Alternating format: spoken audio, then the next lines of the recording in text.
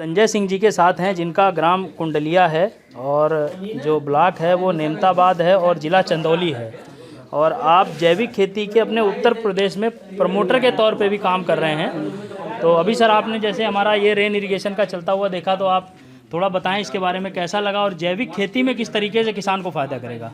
ये अगर मुख्यतः अगर देखा जाए तो ये बागवानी और जैविक खेती के लिए ये रामबाण है जी। और फ्लड इरिगेशन जो है वो जैविक खेती में भी और बागवानी या किसी भी तरह के मसाला फसलों के लिए फ्लड इरिगेशन एक तरह से कहिए तो वो क्रॉप के प्रोडक्टिविटी को गिराता ही है जी। और इसकी एक तरह से कहिए आवश्यकता थी भी। इसका विकल्प और भी था, मिनी स्प्रिंकलर था, ड्रिप इरिगेशन था, लेकिन ड्रिप इरिगेशन जो हर्ब्स टाइप के जो प्लांट थे, यानी कि जो नज़दीक जो प्लांट होते हैं उनमें ड्रिप सक्सेस नहीं था और स्प्रिंकलर भी उतना सक्सेस नहीं था। लेकिन ये एक जो गैप जो बचा हुआ था, उस गैप को ये कहीं ना कहीं ये अच्छी तरह से भर रहा है जी। क्योंकि ये जो वातावरण में ये वापस पानी जा रहा है फिर आ रहा है, तो बहुत सारी ऐसी पोषक चीज़ें हैं जो कि ऑटोमेटिक इसके साथ फुलफिल हो जा रही हैं।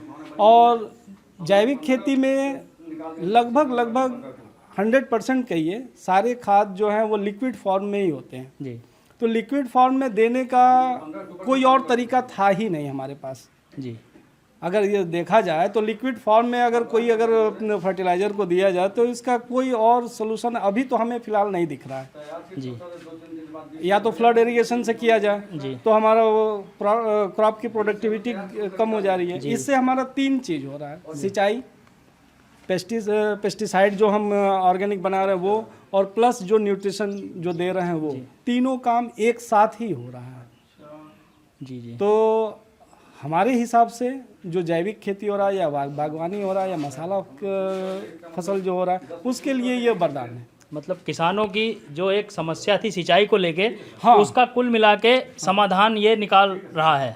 हाँ, ये ऑल इन वन कह सकते हैं कि जैसे हम एक बार सिंचाई कर रहे हैं, फिर एक बार खाद छींटने में भी ये क्या कि हम लेबर लगाते हैं। जी। जी। लेबर लगाते हैं तो कोई ज़रूरी नहीं है कि वो हर जगह प्रॉपर वो खाद की छिटाई करें। जी। जी। ये तो है, तो कम से कम जब इसके थ्रू जब हम खाद देते हैं, पेस्टिसाइड देते हैं, तो हर एक पौधे को बराबर मिलता है।